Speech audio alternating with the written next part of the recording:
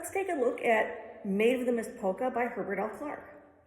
At the beginning, tempo polacca, which is kind of a nice smooth walking tempo. And at the very beginning, you have a little cadenza. And a cadenza means that you can play this freely, speeding up, slowing down, as you would. Usually the piano is just holding a chord underneath you and then possibly hitting chords while you hit fermatas.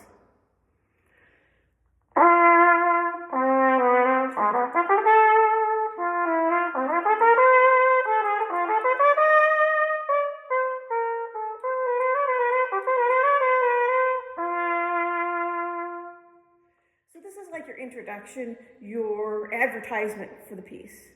I'm going to show off what I can do. You get into the andantino, that is the melody, because essentially this is a theme and variations.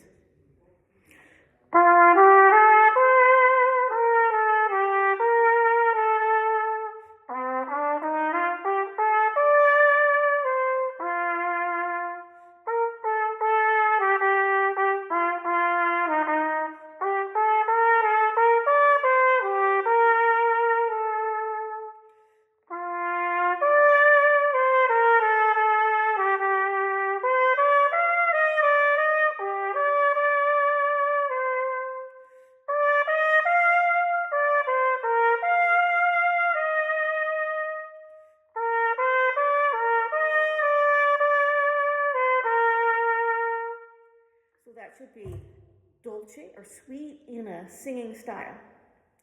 Then we get to the tempo di polka, and that's a polka tempo. And so it's you're going to have to learn to triple tongue. So at the triple tongue, I like to use the da-ga-da or takata, which is more common in American language. If you look at the Arbin, you see tutuku or tuku.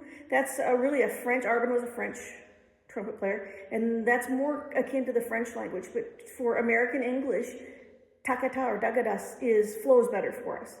So you can work on your triple tongue simply by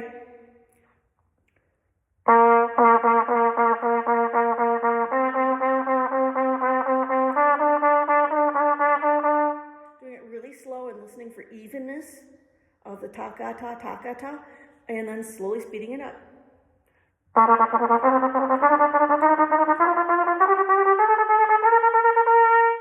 But you can't get that fast until you get the evenness going. So again, slowly, if you're having a problem with the second vowel, the ka or the ga, you might even want to do scales just with that.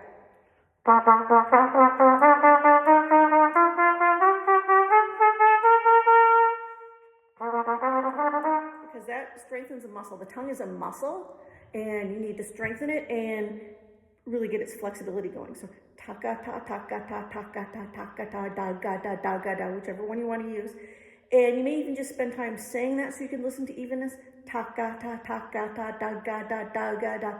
Making sure the weaker, the ga or the ka, gets the same kind of popping sound, same kind of strength as the ta or the da. Okay, so for this, they want it to be dainty, light. So you want to stay light with the tonguing. You don't want to be really heavy.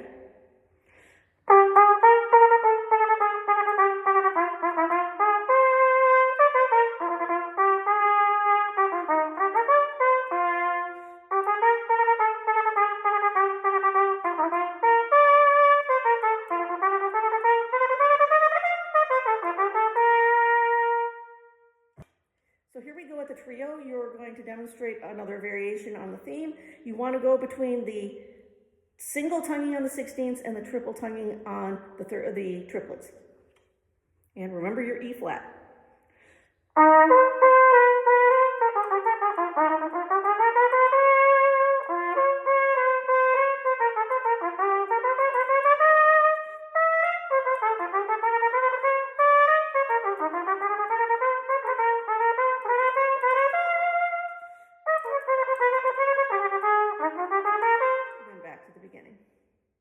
Back to the beginning of the trio.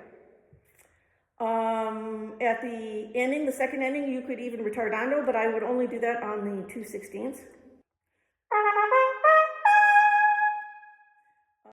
Here we go to the coda, more work on the triple tonguing.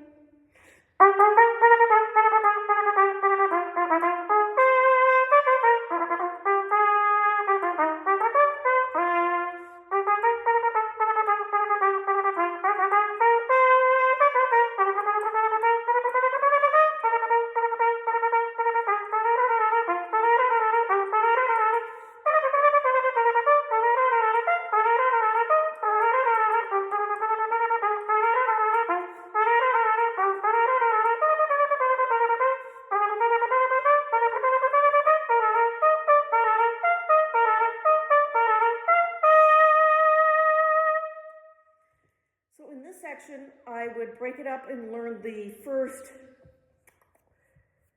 two lines together.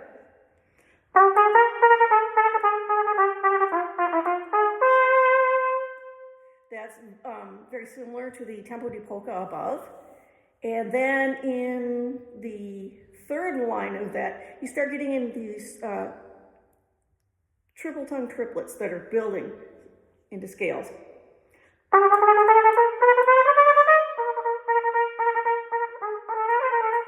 Okay, when you get into the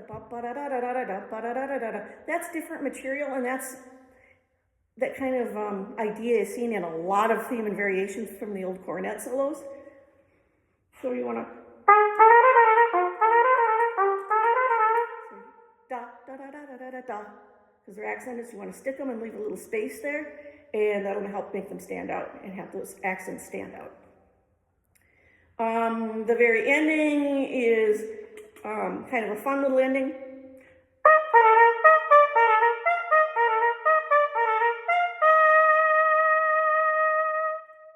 That's a nice little coda idea that says, hey, I'm done.